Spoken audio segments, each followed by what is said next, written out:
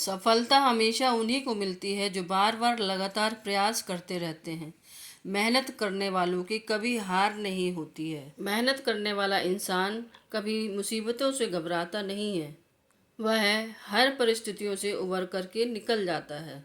इसलिए हर पल कठिन परिश्रम करते रहना चाहिए और आगे बढ़ते रहना चाहिए। हेलो एवरीवन, मैं हूँ श्रद्धा सिंह। तो आज की एक प्रेरणादायक कहानी, मेहनत करने वालों की कभी हार नहीं होती। तो चलिए जल्दी से शुरू करते हैं। गौतम बुद्ध और एक व्यापारी की एक छोटी सी कहानी। बहुत समय पहले की बात है। सोहन नाम का एक व्यापारी चांदनगढ़ शहर में रहता था। वह बहुत धनवान था और धनवान होने के साथ साथ बेहद दयावान भी था।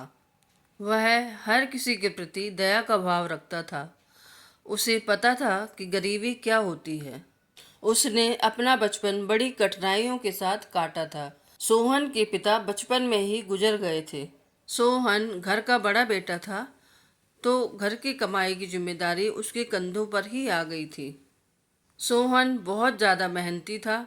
उसने खून पसीना एक करके बहुत मेहनत की, तब जा कर के घर का खर्च चला पाया था। और एक दिन ऐसा भी आया कि वह मेहनत करके एक बड़ा व्यापारी भी बन गया। उसके जीवन में किसी चीज़ की कमी नहीं थी। बस रात दिन एक ही चिंता सताए रहती थी। सोहन का एक बेटा था धनसुख। धनसुख स्वभाव का तो बहुत अच्छा था, लेकिन उसमें एक चीज़ की कमी थी कि वह अपने जीवन के लक्ष्य के प्रति जागरूक नहीं था। सोहन अपने बेटे के इस रवैये से बहुत ज़्यादा परेशान रहने लगा था। उसको बस एक ही चिंता सताए रहती थी कि इसका भविष्य कैसा होगा। किसी ने सोहन को बताया कि 2 दिन बाद गौतम बुद्ध आने वाले हैं। वह हर चीज़ का समाधान बताते हैं। हो सकता है महात्मा बुद्ध तुम्हारी परेशानी का भी हल निकाल दें। 2 दिन बाद चांदनगढ़ में महात्मा बुद्ध पधारे। चांदनगढ़ के सारे लोग महात्मा बुद्ध से मिलने के लिए उमड़ पड़े। उन लोगों में सोहन भी शामिल था। जैसे ही सोहन की बारी आई, सोहन ने सारा दुख गौतम बुद्ध को बता दिया। सोहन ने कहा, हर कोई औलाद की इच्छा रखता है, लेकिन औलाद ही धन को पानी की तरह बहाए तो ये किस पिता को अच्छा लगेगा। आप कृपया करके समाधान बताइए ताकि मैं अपने बेटे को सही रास्ते पर ला सकूं। बुद्ध ने सोहन से कहा, जैसा मैं कहता हूँ तुम वैसा ही करना। तुम 2 दिन मेरे साथ जहाँ मैं रुका हूँ वहीं रुकना। 2 दिन बाद सोहन के घर में खबर पहुँचाई गई कि सोहन को सांप ने काट लिया है और दुर्भाग्यवश सोहन की मृत्यु हो गई है। धनसुख को एक चिट्ठी भी दी गई जिसमें सोहन के लिखे हुए शब्द थे कि बेटा, मैं मर रहा हूँ, तुम अपना और अपनी माँ का खूब ध्यान रखना। मैंने एक समय पहले चांदनगढ़ की नदी के मुख्य द्वार पर बहुत सारा धन गाड़ा था। वह धन अब तुम माँ बेटे के बहुत काम आएगा। तुम्हारी जिंदगी आसानी से निकल जाएगी। पिता की मृत्यु की खबर सुनकर धनसुख के पैरों के तले जमीन निकल गई। वह सोचने लगा कि अब मेरा जीवन कैसे गुजरेगा। वह बिना देरी किए हुए उस नदी के पास पहुंचा और नदी को खोदना शुरू कर दिया। खोदते खोदते उसे पता ही नहीं चला कब सुबह से शाम हो गई। अगले दिन भी वह खोदी हुई नदी को और गहरा खोदने लगा। अगले दिन भी सुबह से शाम हो गई।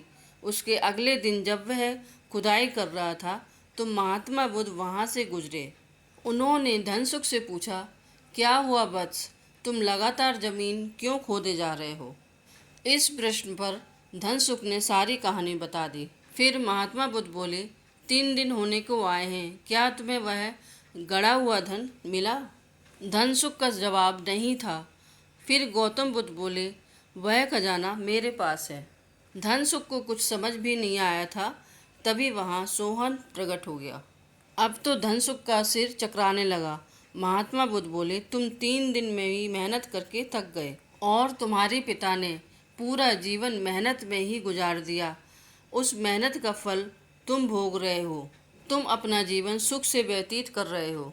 महात्मा बुद्ध की बातों को सुन करके धनसुख का सिर शर्म से झुक गया और वह अपने पिता के पैरों में गिर गया और गिरकर बोला, पिताजी, अब मैं मेहनत और पैसों का मूल्य समझ गया हूँ। इस कहानी से हमें यह शिक्षा मिलती है कि धन का हमेशा मूल्य समझना चाहिए। यदि कोई पहले से कमाने वाला हो तो इसका मतलब यह नहीं कि तुम्हें कमाने की ज़रूरत नहीं है। कुछ लोग ऐसे होते हैं जिनको बैठे बैठे खाने की आदत होती है।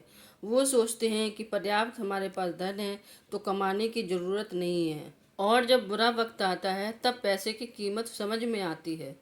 माता पिता ने जो किया बहुत ही जिम्मेदारी के साथ किया। अब आपको भी अपनी जिम्मेदारी समझनी चाहिए। मेहनत करके आगे बढ़ना चाहिए। मेहनती इंसान की हर कोई इज्जत करता है। आपको कहानी कैसी लगी कमेंट करके ज़रूर बताइए। वीडियो अच्छा लगा हो तो लाइक कीजिए, ज़्यादा से ज़्यादा शेयर कीजिए और सब्सक्राइब ज़रूर कीजिए। साथ ही बेल आइकन प्रेस कीजिए ताकि आगे आने वाली सारी नोटिफिकेशंस आपको मिलती रहें। Thanks for watching.